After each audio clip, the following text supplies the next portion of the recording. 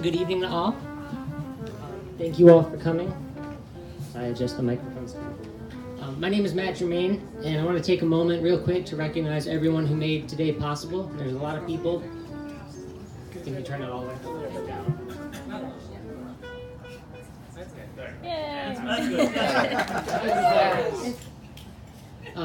Well, so thank you for reminding me to turn the music down. Check. Thank you to Andy and Amy Valentine for being here, of course. Thank you to Andy and Lisa French. Thank you to the wedding party, Tess, Brennan, and Ethan, family and friends from near and far, the photographer, Mike, the caterer, the florist, the stylist, the staff of the Aldo Leopold Nature Center, and to everyone else who is present here today, and to those who couldn't be. Thank you for making this day, this beautiful day, possible.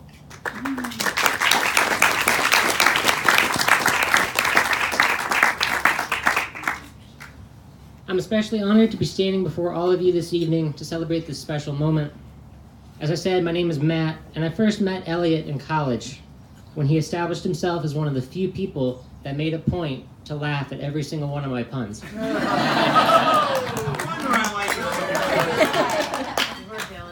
Thank you, Elliott. As we know, it was almost 6 years ago to the day that Elliott met the shy and quiet love of his life in the low brass section of the College of Worcester Scott Marching Band. As the halftime shows came and went, and as the semesters passed with the discovery of Common Grounds Coffee House at Worcester, the Bobby Pendragon book series, and various musical ensembles, it became clear that something remarkable was developing between Elliott and his special someone. And despite obstacles that ran the gauntlet from living on opposite ends of campus to opposite sides of the world even at one point, the relationship only grew stronger. In fact, we are gathered here today because he recently declared his promise of lifelong love, trust, and committed companionship to this individual. Overcome with emotion, it was all I could do to sputter teary-eyed, "Yes, I'll be your best man."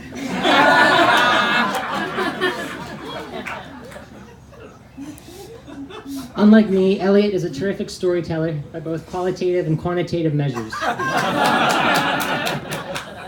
That is, for each great story he tells, there's another one, and another one, and another one.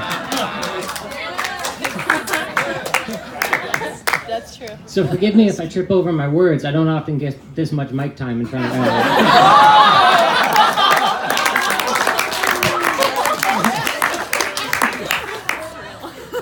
You knew this was coming.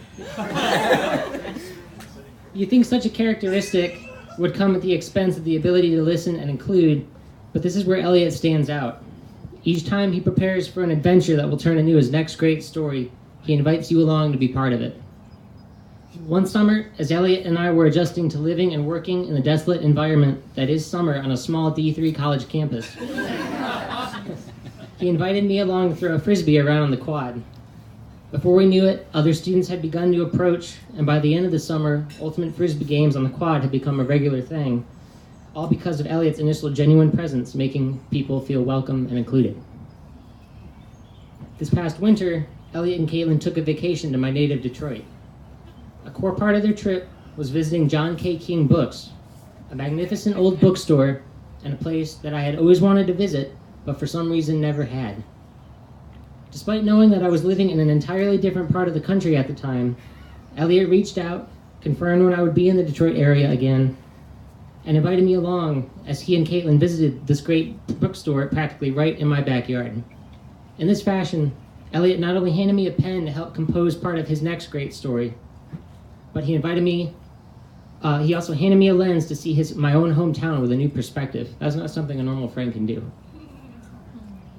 And as logistics for June 16th, 2018 were being considered, configured, and confirmed, as wedding plans likely consumed a significant part of his life, and Caitlin's, and as we established new lives in different time zones, Elliott once again did not forget and invited me along to stand by his side at the beginning of his greatest adventure of all.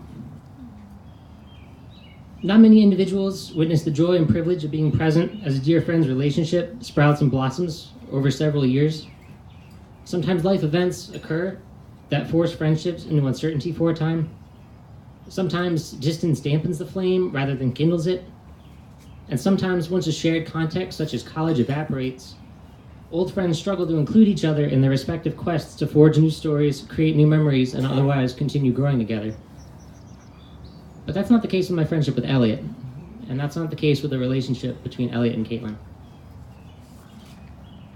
In Caitlin, I'm an anthropology major, so I've done extensive quantitative and qualitative research on this couple. So I can attest to this for a fact. In Caitlin, Elliott has been blessed with a patient, brilliant, and beautiful life partner who unbelievably not only listens to his prodigious ramblings that span multiple themes per day, but also somehow processes these verbal essays to the point where she is able to offer practical insights and advice. In Elliott, meanwhile, Caitlin has discovered a lifetime source of adventure that is all too happy to share the wheel. In Caitlin, Elliott has found a storyteller. In Elliott, Caitlin has found a listener.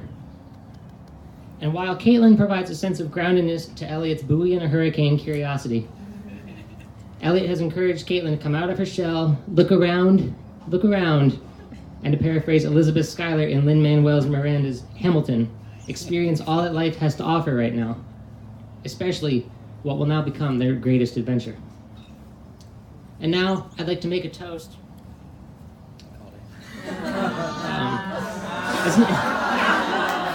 It's not a toast yet, because it hasn't been made.